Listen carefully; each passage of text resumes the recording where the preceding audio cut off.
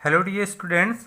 आज का वीडियो बहुत ही इम्पोर्टेंट होने वाला है क्योंकि आज इस वीडियो में हम लोग बहुत सारी नई चीज़ों के बारे में बात करेंगे। पिछला वीडियो जिन छात्रों ने नहीं देखा है उनको डिस्क्रिप्शन में पिछले वीडियो की लिंक मिल जाएगी, वहां से जाके वो वीडियो को वॉच कर सकते हैं। फिर इस वीडियो पे कंटिन्यू करें क्योंकि ये वीडियो उसी से जुड़ा हुआ है। तो चलिए अब आगे की बात स्टार्ट करते हैं। आज की जो हमारी टॉपिक है, ये पहली टॉपिक हम लोग पढ़ेंगे सप्लीमेंट्री क्वांटिटी एंड यूनिट्स, मतलब पूरक राशियां और उनके मात्रक जो होते हैं वो हम जानेंगे, और some other system of units यानी कि मात्रक की कुछ और प्रणालियों के बारे में बात करेंगे। तीसरा पॉइंट आपका है मेजरमेंट ऑफ लॉन्ग डिस्टेंसेस। तो लंबी दूरियों का जो मापन होता है, जैसे पृथ्वी से तारे की या किसी ग्रह की दूरी मापना हुआ, तो उस मेथड का भी आज हम लोग डिस्कस करेंगे, जिसमें डायरेक्ट मेथड भी यूज किया जाएगा, इनडायरेक्ट मेथड भी यूज किया जाएगा। और फोर्थ है mass of inertia and mass of gravitation, मतलब ये कि गुरुत्वीय द्रव्यमान और जड़त्व द्रव्यमान क्या होता है, ये भी हम समझेंगे। और पांचवा है abbreviations in power of tens, यानी कि 10 की घातों के रूप में लिखना, यानी कि 10 की घातों में जो आप लिखते हैं यानी कि किसी नंबर को 10 की घातों द्वारा उनका संक्षिप्त रूप किस प्रकार बनाएंगे, ये हम लोग पढ़ेंगे। तो अब अपनी टॉपिक को स्टेप से स्टार्ट करना शुरू करते हैं।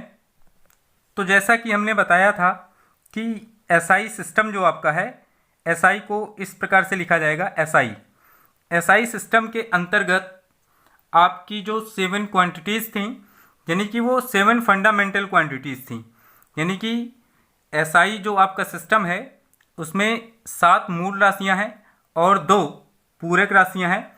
अगर इसको हम सप्लीमेंट्री फंडामेंटल क्वांटिटी कहें, यानी कि पूरक मूल राशियां, तो कोई गलत नहीं होगा क्योंकि ये एसआई के अंतर्गत ही आते हैं। तो इन राशियों को पहले समझते हैं क्या हैं। इन राशियों में यानी कि सप्लीमेंट्री यानी कि पूरक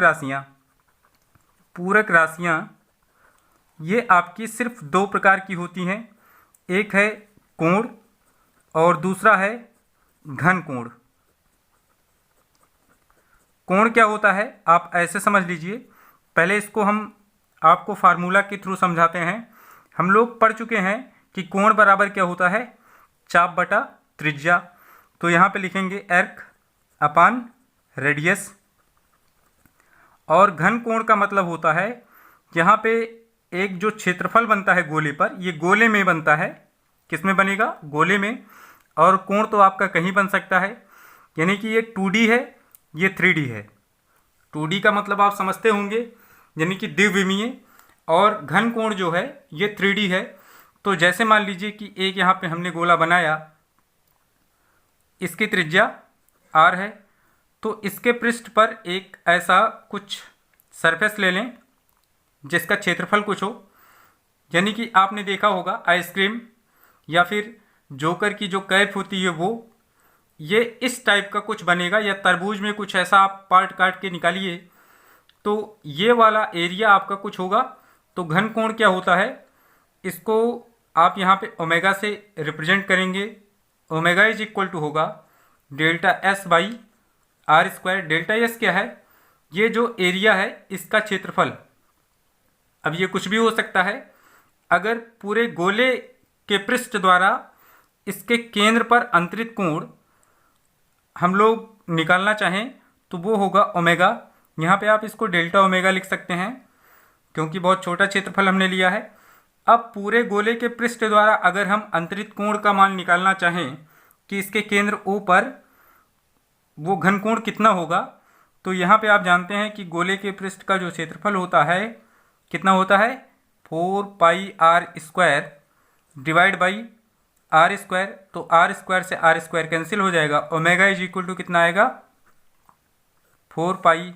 मतलब ये क्लियर हुआ कि अगर घन कोण बन रहा है और गोले में बन रहा है तो गोले के संपूर्ण पृष्ठ द्वारा उसके केंद्र पर 4 पाई का कोण अंतरित होगा। अब रही बात मात्रक की, तो पूरक राशियां कितनी हैं? 2। पहले ये आपको क्लियर हो गया, कोण और घन कोण। कोण किसे कहते हैं? त्रिज्या यहाँ पे है और अर्क है, तो आप बोलिए चाप और त्रिज्या के अनुपात को कोण कहते हैं। घन कोण किसे कहते हैं? यानी कि गोले के पृष्ठ द्वारा जो क्षेत्रफल बनता है या अंतरित कोण यहाँ पे बनता है उसको ओमेगा से रिप्रेजेंट करते हैं।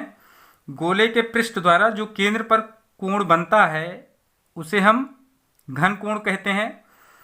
तो गोले के पृष्ठ, यहाँ पे गोले के पृष्ठ के लिए हमने डेल्टा यस यूज किया है। तो गोले के पृष्ठ द्वारा उसके केंद्र पर जो कोण अंतरित होता है उसे हम घन कोण कह सकते हैं। या आप फार्मूले से अगर बोलना चाहें कि गोलीय पृष्ठ के किसी छोटे क्षेत्रफल और उस गोले की त्रिज्या के वर्ग के अनुपात को घन कोण कहते हैं, ऐसा भी आप कह सकते हैं। अब इनके मात्रक की अगर बात करें तो कोण का मात्रक होता है रेडियन। क्या होता है? रेडियन। इसको RAD ऐसा लिखा जा सकता है और इसको लिखेंगे स्टेरेडियन। इसका मात्रक होता है स्टेरेडियन। ये घन कोण का मात्रक है। इसको लिखेंगे SR। ये स्मॉल है क्योंकि हमने बताया था कि SI में कुछ रूल्स फॉलो करने पड़ते हैं। जैसा कि हमने बताया था कि जो भी यूनिट है अगर उसका हम इंग्लिश नेम लिख रहे हैं तो वो कैपिटल नहीं होना चाहिए। कैपिटल आप कहाँ यूज कर सकते हैं? अगर कोई साइंटिस्ट के नेम पे यूनिट है तो वहाँ पे आप कैपिटल लेटर यूज कर सकते हैं। अगर मान लीजिए पूरा नाम आपको इंग्लिश में लिखना है तो आप RADIAN स्मॉल में ही लिखेंगे। स्टेरेडियन भी इसी तरह से लिखेंगे। तो आई होप आपको पूरक राशियाँ और इनकी मात्रक समझ में आ गए होंगे। पूरक राशियाँ कितनी है? 2, कोण और घन कोण। इनके मात्रक कौन कौन से होते हैं? रेडियन और स्टेरेडियन। रेडियन क्या है? 2D में बनता है। 2D जो भी ऑब्जेक्ट होंगी या इमेज होगा वहाँ पे कोण बनेगा। और स्टेरेडियन यानी कि घन कोण स्पेशली 3D शेप में बनेगा, जैसे गोला हुआ या कोई 3D ऑब्जेक्ट है तो वहाँ पे घन कोण बनना पॉसिबल है क्योंकि यहाँ पे तीनों डायमेंशंस का यूज होता है, लंबाई, चौड़ाई और ऊंचाई। तो यहाँ पे इनके फार्मूलेज हैं। आपको ये दोनों क्वांटिटी अच्छे से समझ में आ गई होगी और ये दोनों भी SI के फंडामेंटल क्वांटिटीज़ हैं। SI के अंतर्गत ही आएंगी। फंडामेंटल क्वांटिटीज़ इनको कहेंगे। तो इसको भी आप याद रखिए, ये आगे आपको काम आएगा। अब यहाँ पे क्या है? Some other system of units, यानी कि मात्रकों की कुछ और प्रणालियाँ हैं जिसको हम अब डिस्कस करेंगे यहाँ पे। अच्छा, अगर यहाँ पे घनकोण की बात की जा रही है तो इसकी ज़रूरत आपको 12th क्लास में पड़ेगी ज़्यादा, 12th में। और कहाँ पे? जब आप गॉस थ्योरम वगैरह यूज करेंगे तो वहाँ पे मैक्सिमम घनकोण की बात की जाएगी। आप इसको दिमाग में बना के रखेंगे। अब यहाँ पे some other system of units, ये सब चीज़ें आप पढ़ चुके हैं 9th क्लास में। तो यहाँ पे मात्रक की जो कुछ और प्रणालियाँ हैं उसको हम बताते हैं, जैसे MKS, MKS, CGS और FPS। ये मात्रक की 3 और प्रणाली है जिसके बारे में हम यहाँ पे डिस्कस करेंगे। तो यहाँ पे MKS प्रणाली का जो पूरा नाम है, M मीन्स होता है मीटर। क्या होता है? मीटर। K से किलोग्राम और S से सेकंड। ये है MKS का पूरा नाम।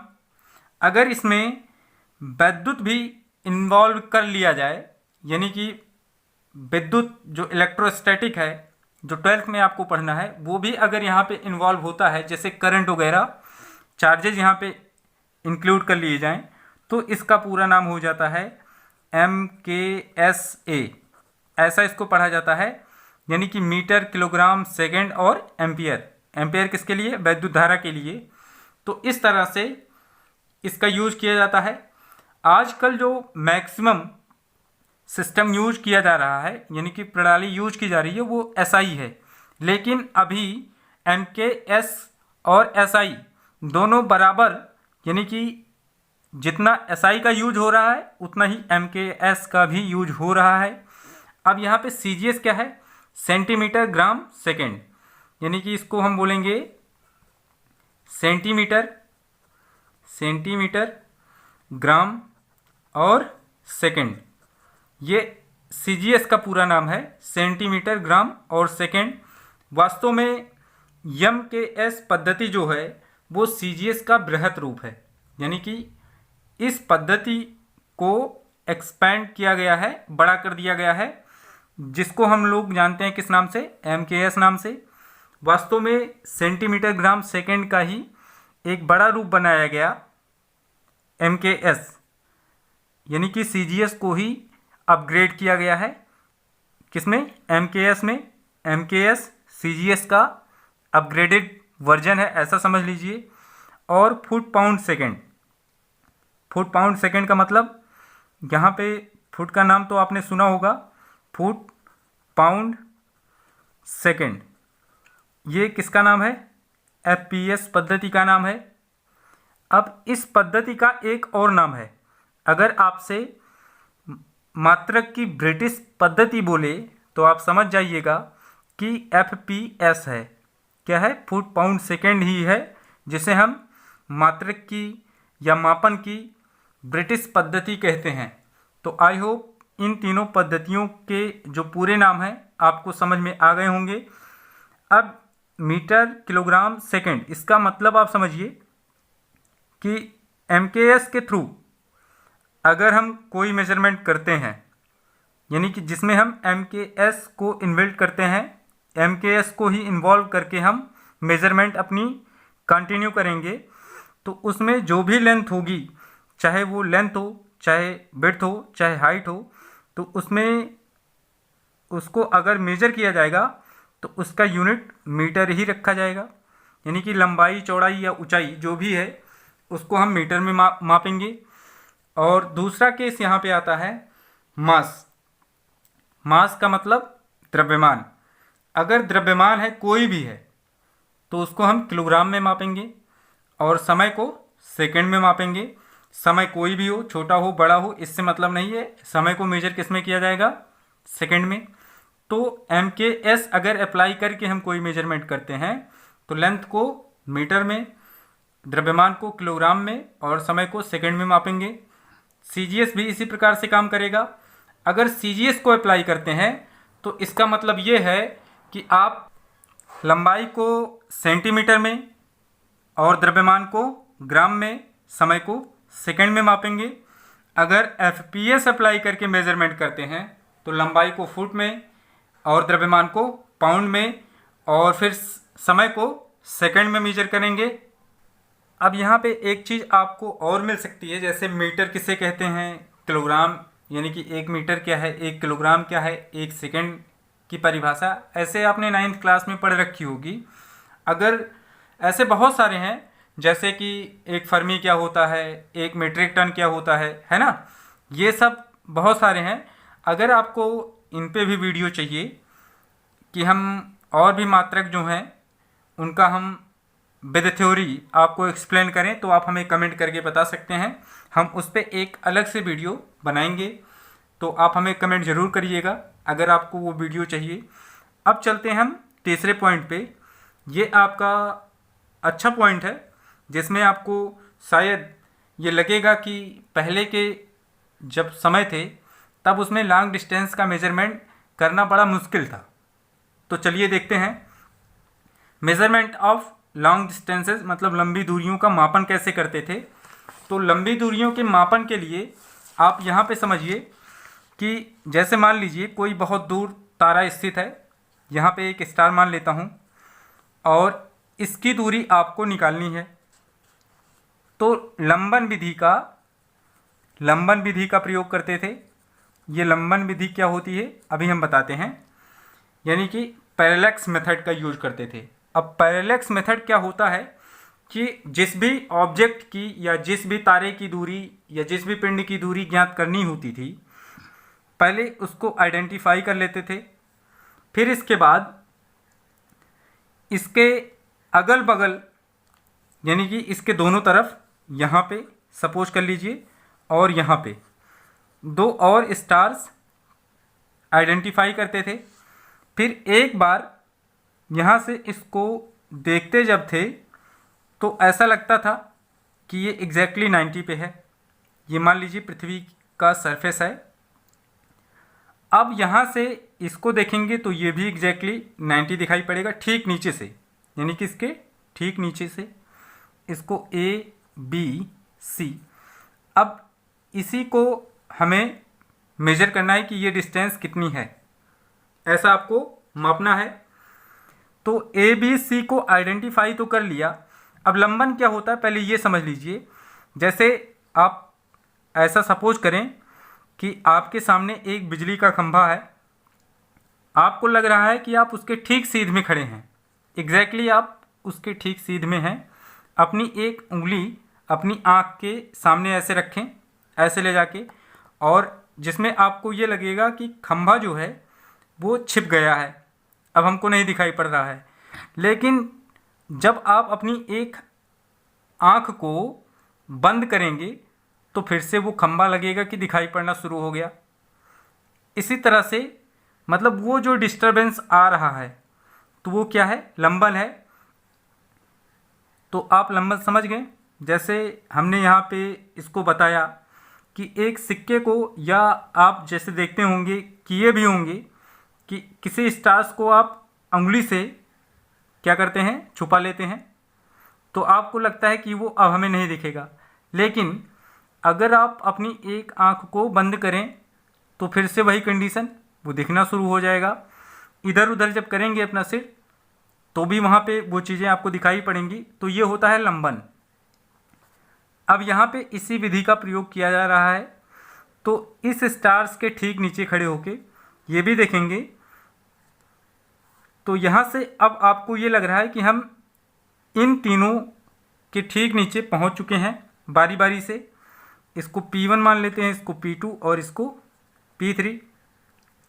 अब एक क्वेश्चन हो सकता मन में और उठे कि यहाँ पे A और C ये क्या तीनों एक लाइन में हैं या नहीं है। तो क्वेश्चन ये है कि ये बहुत दूर होने की वजह से आपको इस सरफेस से ऐसा लगेगा कि तीनों एक ही लाइन में हैं, लेकिन तीनों एक सीध में नहीं होते हैं, यानी कि इनमें भी आपस में लंबन होता है। यानी कि ये इसकी सीध में जब नहीं होगा तो लंबन है। लंबन का मतलब आप समझ गए होंगे। अब यहाँ पे क्या है कि आपको एक बार इस पॉइंट से इसे देखना है। तो सपोज कर लीजिए कि ये एंगल कितना है, θ1 है, और एक बार इस पॉइंट से यानी कि P1 से B को देखना है तो ये आपको मिलेगा कितना, मान लीजिए कि ये कोण आपको मिल गया θ2, क्योंकि ये तो आप कर ही सकते हैं, आप सरफेस पे हैं, एंगल को आप मेजर कर सकते हैं। तो ये θ1 ये θ2, तो यहाँ पे ये वाला जो एंगल बनेगा ये भी θ1 हो जाएगा क्योंकि एकांतर कोण, और यहाँ पे ये वाला जो एंगल है ये θ2 हो जाएगा। ओवरऑल एंगल जो बनेगा ये θ1 प्लस θ2 हो जाएगा। अब मान लीजिए कि ये डिस्टेंस जो पूरी यहाँ से यहाँ तक थी ये कितनी है, d है। तो यहाँ पे आपके सामने θ इज इक्वल टू θ1 प्लस θ2 का फार्मूला आप अप्लाई कर सकते हैं, यानी कि कोण बराबर चाप बटा त्रिज्या। अब यहाँ पे कोण बराबर चाप बटा त्रिज्या से। अब देखिए चाप यहाँ पे ये बनेगा, एक्चुअल में डायमीटर तो यही बनेगा, लेकिन ये दूरी लगभग इस दूरी के बराबर मानी जा सकती है। इसकी तुलना में ये बहुत कम है, बहुत छोटी है, इसलिए इसको इसके बराबर माना जा सकता है। तो यहाँ से आप इसको मान लीजिए r, ये पूरा मान लीजिए कितना है, r है। तो यहाँ से θ1 प्लस θ2 इज इक्वल टू चाप की दूरी r है और त्रिज्या आपने मान रखी है, ये त्रिज्या आपने कितनी मानी है, d है। ये आपका सेंटर के तरीके से काम करेगा। ये आपकी रेडियस हो गई। अब त्रिज्या आपकी कितनी है, d। तो d इज इक्वल टू कितना हो जाएगा, r by θ1 plus θ2 means r by कितना, थीटा आप लिख सकते हैं। तो इस तरह से लंबन विधि का प्रयोग करके पहले जो बहुत दूर खगोलीय पिंड थे, आकाशीय पिंड थे, उनको मापा जाता था लंबन विधि का प्रयोग करके। अब रही बात यहाँ पे, क्या ये एक्यूरेट होते थे? तो मेरा आंसर है नो, बिकॉज किसी भी स्टेप में यहाँ पे एक्यूरेसी नहीं दिखाई पड़ रही है। लंबन मेथड का यूज जरूर किया गया है, लेकिन लंबन को दूर नहीं किया गया है। लंबन को हमने बताया, आप इसका एक्सपेरिमेंटल अध्ययन कर सकते हैं। आप देख सकते हैं कि अपनी एक आंख बंद करके उसके सीध में कोई चीज़ रखें, पहले दोनों आंख को ओपन करके उसके सामने एक अंगुली ऐसे रखें तो वो छिपेगा जब, तब एक आंख को बारी बारी से बंद करेंगे तो वो आपको लंबन समझ में आएगा कि फिर से वो चीज़ दिखाई पड़ना शुरू हो गई है। तो इस मेथड का यूज़ करके लंबी दूरियों को मापा जाता था। तो जैसा कि अभी हमने बताया कि ये दोनों एक्चुअल में इसके सीध में नहीं है, या तीनों आपस में डिस्टर्ब हैं, लेकिन बहुत दूर होने की वजह से ये लग रहे हैं कि सिधाई में है। ये 100% एक्यूरेट नहीं है, बट ऐसा नहीं है कि ये पूरी तरह से गलत है, ये सही भी है। मतलब लगभग अनुमानतः उनकी दूरी को मापा जा सकता था। अब मान लीजिए कि किसी खगोलीय पिंड का डायमीटर आपको मेजर करना है। मान लीजिए ये आपका खगोलीय पिंड है, थोड़ी देर के लिए इसको मान लेते हैं मून है। अब हमें पृथ्वी से इसके व्यास को ज्ञात करना है, तो सेम एज कंडीशन यहाँ पे भी अप्लाई करेंगे। मान लीजिए कि इसका डायमीटर जो है वो d है, मतलब इसका आकार अगर आपको निकालना है तो डायमीटर आपको निकालना अगर पड़ जाए तो डायमीटर जब आपको मिल जाएगा तो आप इसका आकार बता सकते हैं कि इसका आकार यही है। अब यहाँ पे एक बार ये पॉइंट आपका A, एक पॉइंट यहाँ पे B है। अब इसको बारी बारी से जब देखेंगे तो इस तरह से ये केस आपकी बन सकती है,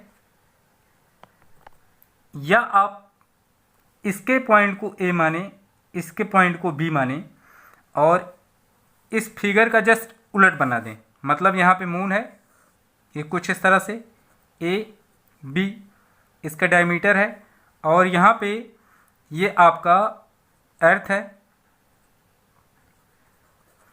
अब इसके किसी पॉइंट से एक बार हम किसको देख रहे हैं, यानी कि पहले आप इसके ठीक नीचे खड़े हो जाइए। यहाँ पे ऐसे ही पहले होता था कि इसके लगभग, यानी कि गेस करके इसके ठीक नीचे खड़े होते थे। अब एक बार A को देखा जाता था और एक बार B को, और देखने के बाद ये पता चलता था कि ये एंगल कितना है, थीटा है, और ये दूरी कितनी है, R है। तो फिर से वही केस यहाँ पे apply, angle is equal to arc upon radius, ये फार्मूला यूज करते थे। अब यहाँ पे एर्क का जो काम करेगा वो, ये दूरी आपकी रेडियस बहुत बड़ी है, और ये जो डायमीटर है, यानी कि हम पृथ्वी से अगर देख रहे हैं तो जाहिर सी बात है पृथ्वी और चंद्रमा के बीच की जो दूरी है वो बहुत ज़्यादा होगी comparable to the diameter of moon. यानी कि चाँद के जो डायमीटर की बात कर रहे हैं उसकी तुलना में ये दूरी बहुत ज़्यादा होगी, तो हम लगभग इसको बराबर मान सकते हैं। तो यहाँ पे एर्क का काम आपका करेगा ए बी और रेडियस आपकी R, यहाँ पे एंगल थीटा बना है तो theta is equal to A B की वैल्यू D है, D बाई कितना R, तो यहाँ से D इज इक्वल टू आपको मिल जाएगा कितना, थीटा इंटू R। मतलब सीधा सीधा कहने का मतलब ये है कि चाहे हम लंबन विधि का प्रयोग कर रहे हैं या किसी और मेथड का यूज कर रहे हैं to find the large distances of astronomical objects या स्टार्स, इसकी बात अगर करें तो उसके लिए हम सीधा फार्मूला यूज कर रहे हैं, angle is equal to arc upon radius. मतलब ये पहले फार्मूला जो था ये बड़े काम का फार्मूला था। ये बहुत ही इंटरेस्टिंग है कि angle is equal to arc upon radius, यानी कि ये छोटा सा फार्मूला इतना बड़ा काम करता था। तो यहाँ से आप उस खगोलीय पिंड का, जैसे कि यहाँ पे चाँद है, इसके आकार को आप बता सकते हैं कि ये कितना बड़ा है। तो इस तरह से आप बहुत ज़्यादा लंबी दूरियों को माप सकते हैं, या पहले मापते थे, लेकिन आजकल इसकी ज़रूरत नहीं है क्योंकि हमारे पास बहुत सारे मॉडर्न इंस्ट्रूमेंट्स आ चुके हैं जिनके थ्रू हम बहुत आसानी से किसी भी खगोलीय पिंड का आकार और दूरी बहुत आसानी से माप सकते हैं। तो आई होप ये भी कॉन्सेप्ट आपको अच्छे से समझ में आ गया होगा। अब बात करेंगे कि mass of inertia and mass of gravitation क्या है, ये देख लेते हैं। तो सबसे पहले हम लोग जानते हैं कि मास ऑफ इनर्शिया क्या है। मास ऑफ इनर्शिया, इसको आप याद रखेंगे। मास ऑफ इनर्शिया क्या है कि अगर कोई वस्तु रेखीय त्वरण के कारण गति कर रही है तो उस रेखीय त्वरण के कारण जो उसमें बल उत्पन्न होगा, उस बल और रेखीय त्वरण का जो अनुपात आएगा वही उसका इनर्शिया मास होता है, यानी कि जड़त्व द्रव्यमान होता है। जैसे मान लीजिए कि कोई एक ऑब्जेक्ट है, ये ए है और ये ए एक्सीलरेशन, ए क्या है, रेखीय त्वरण से गति कर रही है और इसके कारण इस वस्तु में जो बल बन रहा है वो एफ है। एफ बल से ये गति कर रही है, तो इसका जो जड़त्वीय द्रव्यमान होगा वो m इज इक्वल टू क्या हो जाएगा, F बाई ए, ऐसा हो जाएगा। सीधा सीधा मतलब ये है कि F इज इक्वल टू, आप m में पढ़ते हैं तो a is equal to F by m, ये एक फार्मूला है, या m is equal to F by a अगर करेंगे तो आपको क्या मिल जाएगा, जड़त्वीय द्रव्यमान। क्योंकि रेखीय त्वरण के कारण जो उसमें बल उत्पन्न होगा, उस बल और रेखीय त्वरण का अनुपात उस वस्तु का जड़त्वीय द्रव्यमान कहलाता है। यानी कि ये न्यूटन का द्वितीय नियम है बल का, समझ रहे हैं ना। न्यूटन का गति विषयक द्वितीय नियम है, जिससे जड़त्वीय द्रव्यमान आपको मिल जाएगा। अब रही बात यहाँ पे गुरुत्वीय द्रव्यमान की। अब यहाँ पे गुरुत्व बल और गुरुत्व त्वरण का जो अनुपात होता है उसी को हम क्या बोलेंगे, जड़त्वीय द्रव्यमान। आप यहाँ पे बता चुके हैं, अब यहाँ पे गुरुत्वीय द्रव्यमान कहेंगे कि यहाँ से m is equal to F by g, यानी कि गुरुत्व बल और गुरुत्वीय त्वरण का अनुपात गुरुत्वीय द्रव्यमान कहलाता है। तो आई होप गुरुत्वीय द्रव्यमान और जड़त्व द्रव्यमान आप समझ गए होंगे। तो आप इसको ऐसे समझिए, जब पृथ्वी पर अगर कोई वस्तु गति कर रही है, पृथ्वी पर यानी कि on the surface of earth पर अगर कोई गति कर रही है तो उसमें रेखीय त्वरण होगा और उसके कारण बल भी उत्पन्न होगा। तो उस समय वस्तु का जो द्रव्यमान होता है वो उसका कौन सा द्रव्यमान कहलाएगा, जड़त्वीय द्रव्यमान कहलाएगा। ये जड़त्वीय द्रव्यमान है और ये आपका गुरुत्वीय द्रव्यमान है। मतलब ये कि जब कोई वस्तु पृथ्वी के अधीन गति करती है तो उसमें गुरुत्वीय त्वरण उत्पन्न होता है, क्योंकि पृथ्वी उस पर एक बल लगाती है जिसे गुरुत्व बल कहते हैं। तो गुरुत्वीय बल और गुरुत्व त्वरण का जो अनुपात आएगा वो गुरुत्वीय द्रव्यमान के लिए होगा। अब यहाँ पे एब्रीविएशंस इन पावर्स ऑफ 10, यानी कि 10 की घातों द्वारा संक्षेप में किस प्रकार से किसी रूप को प्रकट किया जाता है या किसी राशि को प्रकट किया जाता है, वो हम लोग पढ़ने जा रहे हैं। मतलब 10 की घात में संक्षेपण, 10 की घातों द्वारा संक्षेपण कैसे करेंगे। मान लीजिए कोई राशि की वैल्यू आपको दी गई है 2 या यहाँ पे 28709 ऐसा दिया गया है। अब इसको घात के रूप में लिखना है। ये आपकी कोई राशि ए थी जिसकी वैल्यू ये आपको दी गई है। घात के रूप में अगर लिखना है, अब यहाँ पे यूनिट आप कोई लगा सकते हैं, मान लीजिए ये मीटर है। तो अगर घात के रूप में लिखना है तो अभी डेसिमल पॉइंट यहाँ पे है। जितना डेसिमल पॉइंट आप इधर आएंगे, बस आपको ध्यान ये रहना चाहिए कि दशमलव से पहले सिर्फ एक अंक बचे। दशमलव से पहले मतलब दशमलव के बाईं ओर सिर्फ एक अंक रहे, वहाँ तक आप दशमलव के लेके आएँ। 1 2 3 4, तो ये हो जाएगा 2.8709। और यहाँ पे आप अगर बहुत बेसिक तरीके से लिखेंगे तो ये आपका कितना हो गया, यहाँ पे एक था पहले 1 2 3 4, तो 0.00 यहाँ पे डेसिमल आ गया। अब ये 0 है, ठीक है ना। इसको आप क्या लिखते हैं 2.8709 और इसको लिखेंगे 10⁻⁻⁴। ये ऊपर जाएगा तो 2.8709 इंटू 10⁻, कितना 4। अब इस राशि की जो कोटि है, यानी कि कोटि मतलब 10 की घात की कोटि, वो 4 है। इस राशि की कोटि कितनी है? 4 है। आप ऐसा बोलेंगे ये चतुर्थ कोटि की राशि है। तो इस तरह से आप बहुत आसान तरीके से बदल सकते हैं। आप डायरेक्ट में भी कर सकते हैं, इतना बड़ा स्टेप आपको करने की ज़रूरत नहीं। ये तो मैंने बहुत बेसिक बताया। सपोज एक क्वांटिटी यहाँ पे बी और दी गई है, इसकी वैल्यू है 3950007, ऐसा है। तो इसको अगर 10 की घात के रूप में व्यक्त करना है तो आपको व्यक्त करने के लिए वही कॉन्सेप्ट यूज करना पड़ेगा। आप डेसिमल से पहले एक डिजिट रखिए, 950007, 1 2 3 4 5 6, यहाँ तक आप आए हैं, 6 डिजिट है, इंटू 10⁻6 लिख दीजिए। और इस राशि की जो कोटि है वो 10 के ऊपर जो भी अंक रहेगा वही आप बोलिए, 6 है। तो इस तरह से आप 10 की घात के रूप में बता सकते हैं। जैसा कि 1 माइक्रोमीटर में 10 की घात -6 मीटर, ये सब होता है, समझ रहे हैं ना। 1 एंगस्ट्रॉम आप लिखते हैं तो 10 की घात -10 समझते हैं। और अगर 1 फर्मी आप समझते हैं तो 10 की घात -15 समझते हैं, ठीक है ना। तो यहाँ पे जो 1 एंगस्ट्रॉम की जो कोटि है वो कितनी है? -10। और फर्मी की कोटि -15, माइक्रो की सिर्फ बोल रहा हूँ, वो -6। तो इस तरह से आप कोटियों को भी बता सकते हैं। अब अगले वीडियो में हम लोग त्रुटि विश्लेषण यानी कि एरर एनालिसिस पे बात करेंगे। आप इस वीडियो में अगर कोई कन्फ्यूजन है तो आप हमें कमेंट कर सकते हैं। और अगर किसी पॉइंट पे डाउट है भैया आपको, तो वीडियो में हम तो भागने वाले नहीं हैं। आप हमको जब कहेंगे तो हम खड़े हो जाएंगे, और जब कहेंगे चलो भाई आगे तो हम आगे चलेंगे, पीछे कहोगे तो पीछे चलेंगे। मतलब ये कि आप फॉरवर्ड, बैकवर्ड, स्टॉप हमें कर सकते हैं। ये आपका जन्मसिद्ध अधिकार है।